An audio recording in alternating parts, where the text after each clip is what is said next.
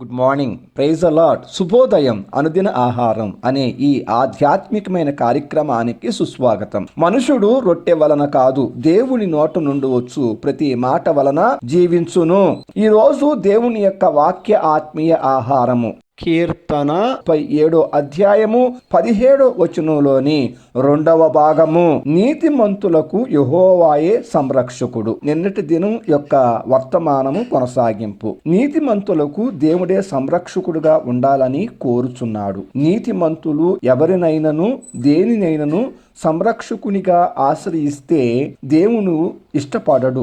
అది దేవుని చిత్తము కాదు. పౌరుషం గల దేవుడు నీతిమంతులకు ఆజ్ఞాపించుచున్న మాట ఏమిటంటే, నీతిమంతులు ఎవరిని ఆశ్రయించకూడదని, ఎవరి మీద ఆధారపడవద్దని, ఆయనే సంరక్షకుడుగా ఉండాలని ఇష్టపడుతున్నాడు.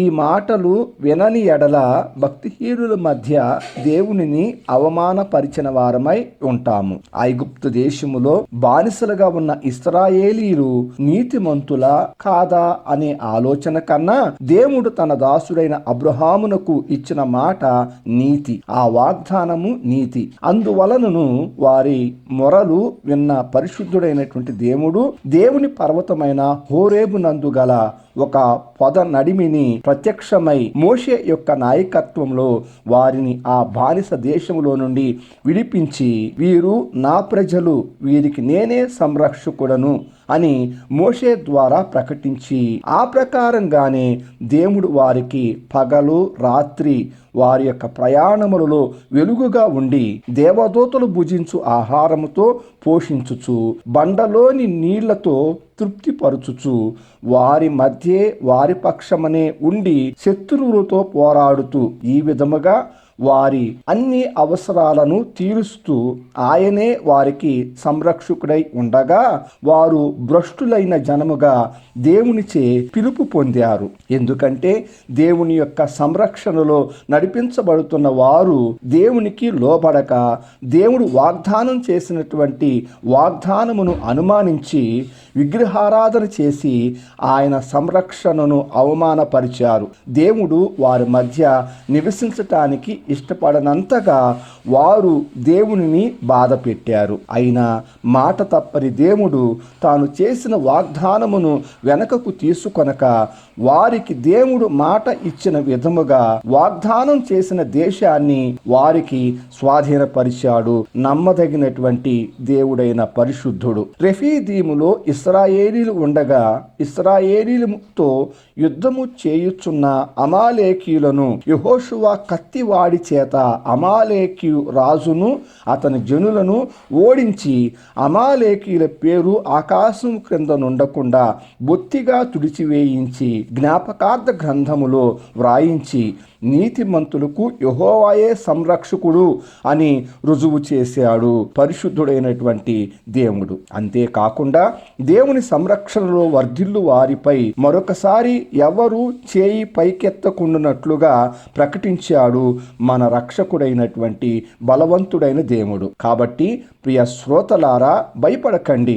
దేవుడు మనకు సంరక్షకుడై ఉంటే, దేవుడు మనకు సంరక్షకుడై ఉండే అర్హత మనకు లేకపోయినా కృపాసత్య సంపూర్ణుడైన యేసుక్రీస్తు ద్వారా మనం అంగీకరించబడిన వారమై దేవుడు తన కుమారుని ద్వారా ఆయన నీతిని మనకు అనుగ్రహించనని నమ్మి భక్తిహీనుల మధ్య ఎన్ని ఆపదలు వచ్చినను ఆయన సంరక్షణలో వాటినన్నిటినీ కొట్టివేసి ఆయన మనకు గుడారమై ఉంటాడని ఎరిగి బహుమిక్కిటమైనటువంటి ధైర్యముతో దేవునిని ప్రేమిస్తూనే ముందుకు వెళ్దాము. యూదా రాజైన యెహోషాపాతు మీదికి శత్రువులు దండెత్తి వచ్చి గొప్ప సైన్యముగా తన మీదకు వస్తున్నారని తెలియచేయగా యెహోషాపాతు భయపడి తన రాజ్య ప్రజలందరికీ సంరక్షకుడు అయిన దేవునిని ఆశ్రయించాడు. యూదా వారును యెరూషలేము కాపురస్తులందరూ దేవుని వైపు వారు చేతులెత్తి నీవే మాకు దిక్కు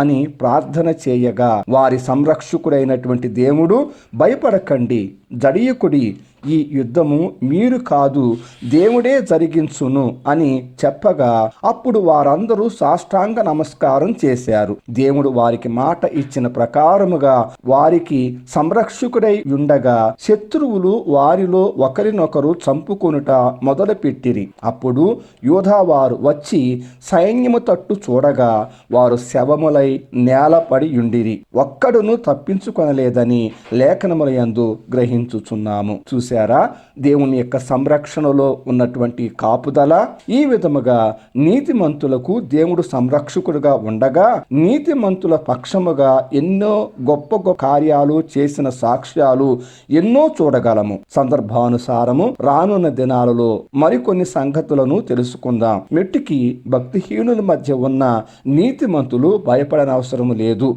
ఎందుకంటే దేవుడు వారికి సంరక్షకుడు కాబట్టి. దేవుడు నిన్ను నీ కుటుంబాన్ని దీవించునగాక. ప్రార్థన. ప్రేమ స్వరూపమైనటువంటి మహాకనికరం కలిగిన మా పరలోకపు తండ్రి, నీకు స్తోత్రములు. మమ్మల్ని ఎంతో ప్రేమించి మా పక్షమున సంరక్షకుడివై ఉండి మీ పరిపాలనలో మమ్మల్ని వర్ధిల్లింపచేయు యేసుక్రీస్తు ద్వారా మీరు మాకు గుడారమై ఉన్నందుకై స్తోత్రములు చెల్లిస్తున్నాం. అయోగ్యులము, అపాత్రులము, కేవలము మీ కృప ద్వారా మమ్మల్ని ఎన్నుకొని ప్రేమించి ప్రత్యేకపరిచినటువంటి మీ ప్రేమ సంకల్పానికి సాష్టాంగపడి నమస్కారం చేయుచున్నాము. ప్రభువా, వాక్యం విని ప్రార్థనలో ఏకీభవిస్తున్న ప్రతి ఒక్కరిని దీవించి ఆశీర్వదించండి. ఈరోజు మా జీవితాలలో ఏది జరిగించాలన్నది మీ చిత్తమై ఉన్నదో అది మీరు మాకు మా పక్షాన ఉండి జరిగించండి. దేవా, మాకు కావలసిన అనుదిన ఆహారమును దయచేయండి. ఏ కీడులో మేము పడిపోకుండా మీరే మమ్మల్ని